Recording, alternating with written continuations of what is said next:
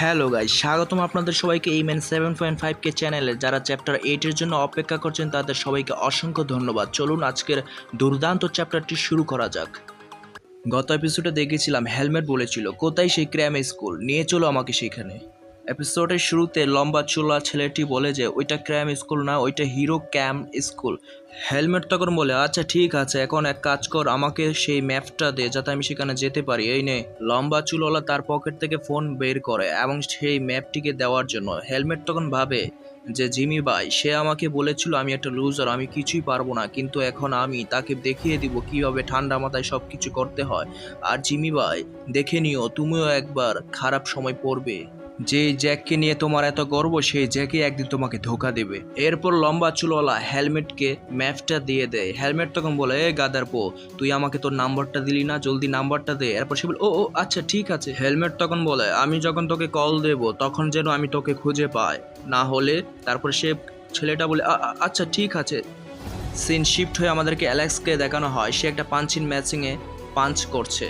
এরপর তার ঘুষির পাওয়ার দেখানো হয়, যার পাওয়ার ছিল 870। অ্যালেক্স তখন বলে কিরে ব্যান, তুই তো আমার পাঞ্চের ধারে কাছেও আসতে পারবি না। ব্যান তখন বলে কোথা থেকে আসলি রে তুই? হ্যাঁ, তুই আমার পাঞ্চের পাওয়ার দেখতে চাস? তাহলে চল, তোকে আজকে দেখিয়ে দেব। এরপর অ্যালেক্স এবং জ্যারি তারা একসাথে দাঁড়িয়েছিল ব্যান পার্কের পাঞ্চের পাওয়ার দেখার জন্য।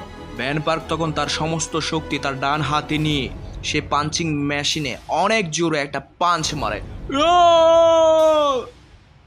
ব্যান পার্কের পাঞ্চের শব্দটা এতটাই ছিল যে অ্যালেক্স সেটা শুনতে পেয়েছে এবং সে এটা দেখে অবাক হয়ে গিয়েছে। আমাদেরকে দেখানো হয় ব্যান পার্কের তার পাঞ্চের পাওয়ার 970, যা অ্যালেক্স থেকে অনেক বেশি। ব্যান পার্ক তখন বলে অ্যালেক্স তুই তো হেরে গেলি রে বাবা। জ্যারি তুইও আয়, তুইও তোর পাঞ্চের পাওয়ারটা দেখা দেখি, চল আয়। এরপর জ্যারিড বলে যে হুম এরপর জ্যারিড পাঞ্চিং মেশিনের সামনে আসে। আমাদের মনে হচ্ছিল সে অনেক জোরে একটা পাঞ্চ করবে, কিন্তু এরপর আমরা কি দেখি, সে সেইখানে অনেক জোরে একটা কিক মেরে বসে।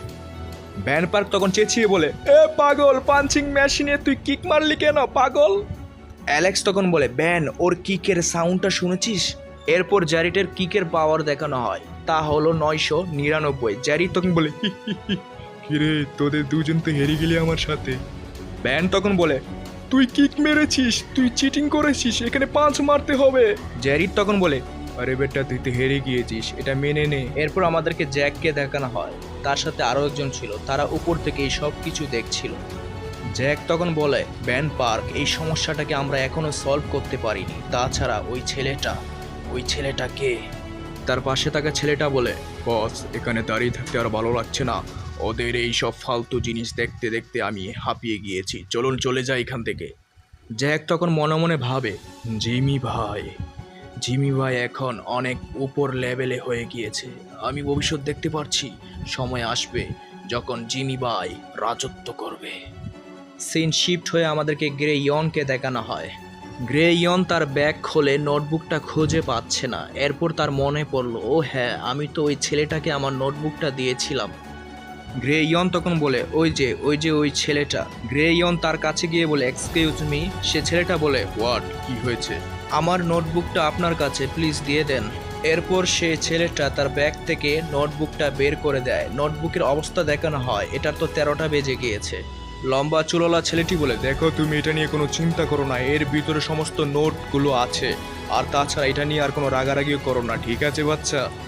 এরপর আমাদেরকে আবারও সেই মেয়েটাকে দেখানো হয়। সেই মেয়েটা এই সব কিছু দেখছিল এবং সে বলে যে তারা আবার একে পরেশান করছে। ওই বাচ্চা ছেলেটা কতটা ইনোসেন্ট, কতটা অসহায়, তাকে সাহায্য করার মতো কেউ নেই। সে দুর্বল দেখে তাকে সবাই বুলি করে, র্যাগিং করে, কিন্তু আর কোনো চিন্তা নেই। আমি আছি, আমি তার বিগ সিস্টার, এখন আমি তাকে রক্ষা করব সব কিছু থেকে। এরপর সিন শিফট হয়ে যায় সেই লম্বা চুলওয়ালা এবং তার বন্ধুকে দেখানো হয়, তারা কথা বলছিল। লম্বা চুলওয়ালা ছেলেটা বলে যে তুই কি হেলমেটকে চিনিস নাকি? সে বলে যে হেলমেট, আরে এটা তো সেই বিখ্যাত গুন্ডা না হেলমেট? সে বলে যে হ্যাঁ, সেই বিখ্যাত গুন্ডার সাথে আমি একটা ডিল করেছি আজকে। দেখ ভাই, সে তেমনও বিখ্যাত গুন্ডা না, সে তো শুধু একটা চামচা, সে তো জিমি ভাইয়ের চামচা, তাছাড়া ও তো জিমি ভাইকে কখনো হারাতে পারবে না। তোর কি মাথা নষ্ট নাকি? জিমি ভাই সে তো লেভেলে অনেক উপরে, তাকে কিভাবে ওই হেলমেটটা হারাতে পারবে? হ্যাঁ, এরপর সে ফ্লোরে থুতু ফেলে এবং সে বলে যে আচ্ছা যাই হোক, কি ডিল করেছিস তোরা আমাকে বল। হেলমেট আমাকে বলেছিল ইউজিন হাই স্কুলে একজন ছেলের সাথে তার সমানে সমানে টক্কর হয়েছিল। এখন সেই ছেলেকে আবারও খুঁজে বের করে দিতে হবে, সে আবারও তাকে অনেক পিটাবে। আচ্ছা বুঝলাম, কিন্তু ওই ছেলেটার নাম কি যাকে পিটাতে চায়? তখন সে চুলোলা বলে ওর নাম গ্রে গ্রে এমনই কিছু একটা নাম ছিল। এরপর তারা এইভাবে কথা বলছে, সিগারেট খাচ্ছে, ফ্লোরে নোংরা ফেলছে। তখন সেই মেয়েটা বলে যে এরা ক্লাসের বাইরে সিগারেট খাচ্ছে আর নোংরা ফেলছে, এদেরকে আমি একদম পছন্দ করি না, রাস্কেল। সিন শিফট হয়ে আমাদেরকে গ্রে ইয়নকে দেখানো হয়। সে ভাবছে যে আমি আর এই ভুল করতে চাই না, আমি আর ওই সব কিছুতে জড়াতে চাই না, তাছাড়া আমি অতীতে যে ভুল করেছি সেটা এখন আমি আর করতে চাই। এরপর সিন শিফট হয়ে আবারও সে চুলোলার কাছে চলে যায় এবং তার বন্ধু বলছে যেহেতু ডিল করেছিস সেহেতু ভালোভাবে থাকিস, ও কিন্তু খুব ভয়ঙ্কর। তখন চুলোলা অনেক ঘাবড়ে যায়। এরপর তার বন্ধু সেখান থেকে চলে যায়। কিছুক্ষণ পরেই তাকে কেউ একজন কল করে এবং সে ফোনটা হাতে নিয়ে দেখে যে এটা কেউ নয়, এটা হলো হেলমেট। সে অনেক ঘাবড়ে যায়। এরপর সে ফোনটা ধরে ফেলে এবং বলে যে হ্যালো হ্যালো। হেলমেট তখন বলে এই বান্দির পোট, ফোন ধরিস না কেন? হ্যাঁ, তাছাড়া আমি তোর বিল্ডিংয়ের বাইরে অপেক্ষা করছি, জলদি আয়। চুলওয়ালা তখন বলে আচ্ছা ঠিক আছে, আমি আসছি।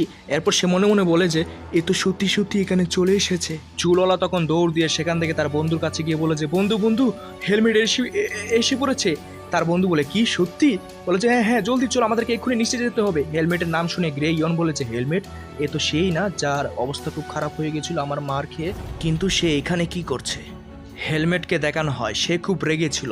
তখন চুলোলা বলে আরে বস, আপনি যখন আসছেন তখন আমাকে একটা ফোন দিতেন, আমরা নিজে আপনাকে ড্রপ করার জন্য চলে আসতাম।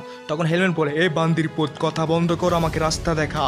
চুলোলা তখন ঘাবড়ে ঘাবড়ে বলে ও শিউর শিউর আসুন। হেলমেটকে সেখান থেকে নিয়ে যাওয়া হয় এবং আমাদেরকে তিনজন ইউজিন হাই স্কুলে পড়া স্টুডেন্টকে দেখানো হয়। হেলমেট তাদের কাছে এসে বলে যে এই তোরা কি গ্রে ইয়ন নামক কোনো ছেলেকে চিনিস? লাল চুলোলা স্টুডেন্টটা বলে যে আমি নাম শুনেছি কিন্তু আমি চিনি না। এরপর চশমালাটা বলে যে আমিও চিনি না, আমিও কখনো দেখিনি তাকে। এরপর অন্যজন বলে যে আমি হয়তো দেখেছিলাম সে ক্লাসে চুপচাপ এসে চলে যায়, কিন্তু আমিও তার ফেস দেখিনি কখনো। হেলমেট তখন বলে এখন থেকে তোরা আমার হয়ে কাজ করবি, সেই ছেলেটাকে খুঁজে দিবি, বুঝতে পেরেছিস? এরপর সেখানে আরও একজন স্টুডেন্ট আসে এবং সে বলে যে এক্সকিউজ মি, আমি কি ভিতরে যেতে পারি? আমার ক্লাস রয়েছে, যদি আপনারা কিছু মনে না করেন। তখন হেলমেট বলে হ্যাঁ অবশ্যই, যা, জলদি করে যাবি এখান থেকে। এরপর ছেলেটা হেলমেটের সামনে দিয়ে যাচ্ছিল। হেলমেট তাকে দেখার পর হঠাৎ করে তাকে একটা কিক মেরে বসে এবং সেই ছেলেটা দরজা খুলে ক্লাসের ভিতরে এসে পড়ে। হেলমেট সেই ছেলেটার চুল ধরে ফেলে এবং সেই ছেলেটা অনেক ব্যথা পায়। হেলমেট তখন তাকে বলে এই সমন্দির পোত, তোকে আমি বলেছিলাম না জলদি করে যাবি, তুই জলদি করে কেন যাসনি?